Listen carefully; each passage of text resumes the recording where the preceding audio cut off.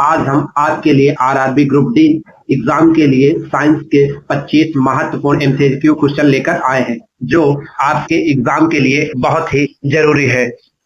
तो चलिए देरी ना करते हुए हम लोग स्टार्ट करते हैं क्वेश्चन नंबर 1 से। चलिए देखिए क्या दिया है। क्वेश्चन नंबर 1 कह रहा है ओम का नियम किसके बीच संबंध दर्शाता है। तो आपको बताना है ओम का नियम किसके बीच संबंध दर्शाता है। 4 ऑप्शन देखते हैं और इसका राइट ऑप्शन बताइए।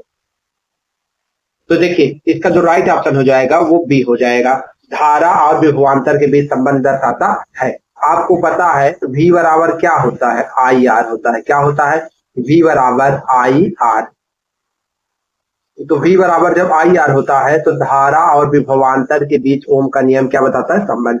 चलिए क्वेश्चन नंबर हम लोग चलते हैं 2। देखिए क्वेश्चन नंबर 2 क्या कह रहा है, समझिए।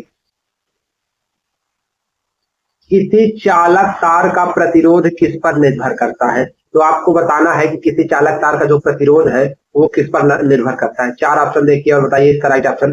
किस पर निर्भर नहीं करता है, ये भी बहुत इंपॉर्टेंट है। किस पर निर्भर नहीं करता है। तो देखिए 4 ऑप्शन और बताइए राइट ऑप्शन। तो इसका जो राइट ऑप्शन हो जाएगा वो हो जाएगा सी, मतलब धारा की दिशा पर निर्भर नहीं करता, बाकी लंबाई, अनुप्रस्थ काट का क्षेत्रफल और पदार्थ की प्रकृति तीनों पर निर्भर करता है। चलिए क्वेश्चन नंबर 2 हो गया। क्वेश्चन नंबर 3 चल रहे हैं। ये क्वेश्चन आपके एग्जाम के लिए बहुत ही जरूरी है, तो आप लोग ये क्वेश्चन को प्लीज मिस नहीं करिएगा। चलिए देखते हैं क्वेश्चन नंबर 3 क्या कह रहा है, समझिए। घरेलू वायरिंग में उपकरण किस क्रम में जुड़े होते हैं। जो आपकी घर की वायरिंग होती है उसमें जो तार होते हैं किस क्रम में जुड़े होते हैं, श्रेणी क्रम, समांतर क्रम या मिश्रित क्रम। तो बताइए 4 ऑप्शन देखिए और राइट ऑप्शन बताइए। तो इसका जो राइट ऑप्शन हो जाएगा वो बी हो जाएगा, समांतर क्रम में जुड़े होते हैं। कैसे? अगर को घरेलू वायरिंग है तो वहां उपकरण जो होते हैं वो समांतर क्रम में जुड़े होते। नेक्स्ट चलते हैं क्वेश्चन नंबर 4 क्या कह रहा है, समझिए।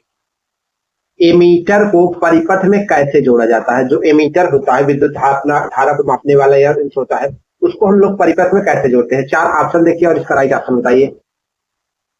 तो जो एमीटर होता है उसको हम लोग किससे जोड़ते हैं। तो इसका जो राइट ऑप्शन हो जाएगा वो हो जाएगा बी, श्रेणी क्रम में जोड़ते हैं। कैसे जोड़ते हैं? एमीटर को हम परिपथ में श्रेणी क्रम में जोड़ते हैं।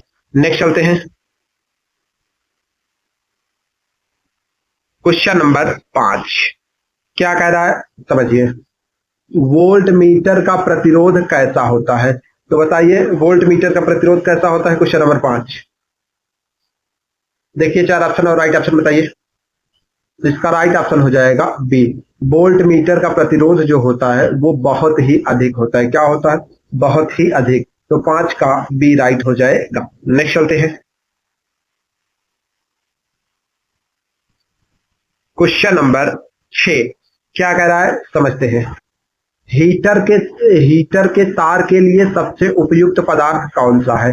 तो बताइए हीटर के तार के लिए सबसे उपयुक्त पदार्थ कौन सा है। 6 नंबर। 4 ऑप्शन देखिए और राइट ऑप्शन बताइए। इसका जो राइट ऑप्शन हो जाएगा वो हो जाएगा सी, निक्रोम या नाइक्रोम के तार का यूज करते हैं। हीटर में जो तार लगा रहता है हम लोग उसमें किसका यूज करते हैं? नाइक्रोम का यूज करते हैं। नेक्स्ट चलते हैं, अब चल रहे हैं क्वेश्चन नंबर 7 की तरफ। देखिए क्या कह रहा है, फ्यूज तार का गलनांक कैसा होता है। तो आप लोग बताइए फ्यूज तार का जो होता है गलनांक कैसा होता है। 7 नंबर देखिए और राइट ऑप्शन बताइए। तो जो फ्यूज तार का गलनांक होता है वो बहुत ही क्या होता है? कम होता है। इसका बी ऑप्शन आपका राइट हो जाएगा, फ्यूज तार का गलनांक बहुत कम होता है। चलिए नेक्स्ट चलते हैं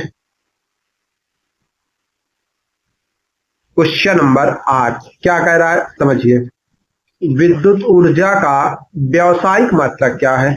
बताइए 4 ऑप्शन देखिए और बताइए। ऊर्जा का मात्रक आपको पता है जूल भी होता है, लेकिन हमसे पूछा है व्यावसायिक रूप में, इसमें किसमें नापते हैं। 8 क्वेश्चन नंबर 8 देखिए और राइट ऑप्शन बताइए। तो इसका राइट ऑप्शन हो जाएगा बी, किलोवाट घंटा में नापते हैं। व्यावसायिक मात्रक क्या होता है? किलोवाट घंटा। नेक्स्ट चलते हैं, ये है आपका क्वेश्चन नंबर 9 और इसमें आपको करना है न्यूमेरिकल। तो आप इसको सोल्यूशन कर लीजिएगा, हम इसको बता देंगे आपको सूत्र और फार्मूला। हीटर द्वारा धारा का आपको सूत्र लगाना है और इसका 9 का जो आपका राइट ऑप्शन आएगा वो आएगा सी। कितना एम्पियर? 5 एम्पियर इसका राइट ऑप्शन आएगा। चलिए नेक्स्ट चलते हैं।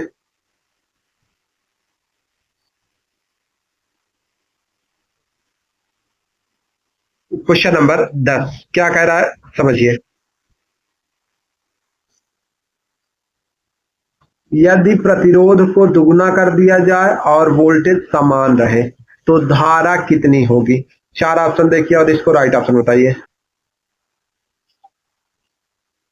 तो प्रतिरोध को दुगुना किया जाए और धारा के वोल्टेज क्या रहे? समान रहे, तो क्या कहते हैं? तो धारा कितनी होगी? 4 ऑप्शन देखिए और राइट ऑप्शन बताइए। तो जो धारा है वो आपकी आधी हो जाएगी। कितना हो जाएगी? आधी। नेक्स्ट चलते हैं। क्वेश्चन नंबर 11 क्या कह रहा है समझिए।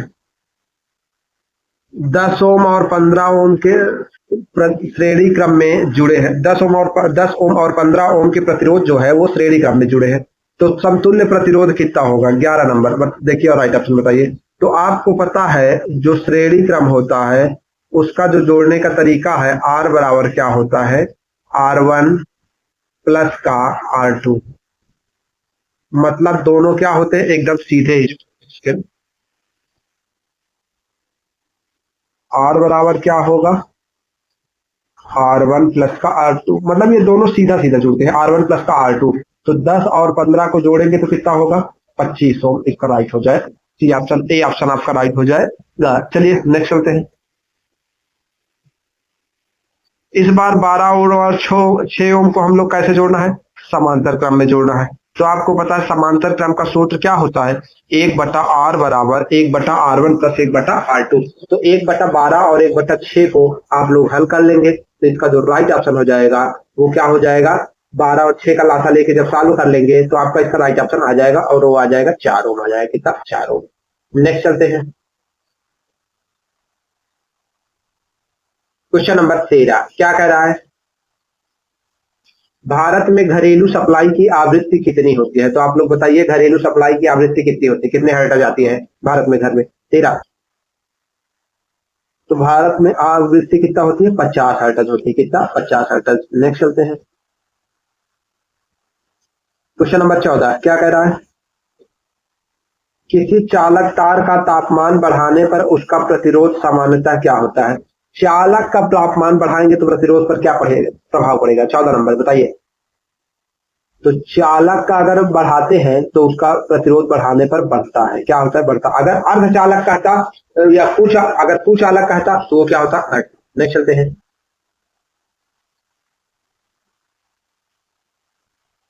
क्वेश्चन नंबर 15 नंबर क्या कह रहा है?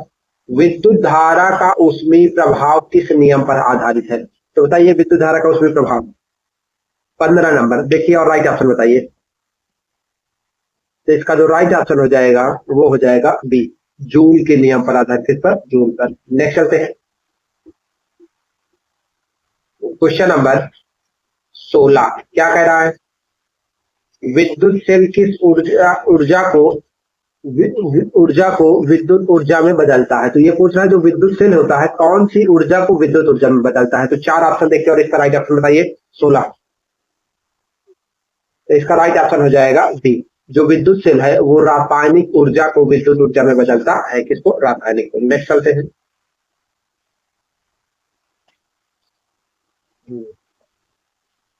अब क्वेश्चन नंबर 17 क्या कह रहा है? 5 एम्पियर की धारा 2 मिनट तक बहने पर कुल आवेश कितना प्रवाहित होगा? तो आपको पता है 5 एम्पियर की धारा है और 2 मिनट तक बहता है तो कुल कितना आवेश प्रवाहित होगा? तो आपको पता है Q बराबर सूत्र क्या होता है?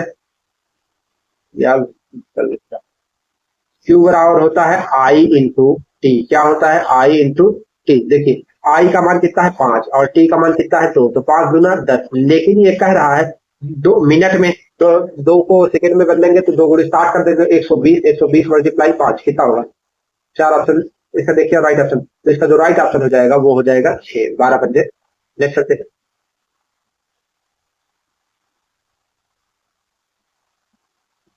क्वेश्चन नंबर 18 अभी इसका हम लोग जस्ट ऊपर इसका आंसर बता के आए हैं कि यदि वोल्टेज दुगुना कर दिया जाए प्रतिरोध समान रहे तो धारा क्या होगी? उसका जो राइट ऑप्शन हो जाएगा धारा दुगुनी हो जाएगी। कितना हो जाएगा? दुगुना। 18 का बी राइट होगा। नेक्स्ट चलते हैं क्वेश्चन नंबर 19। क्या कह रहा है समझिए।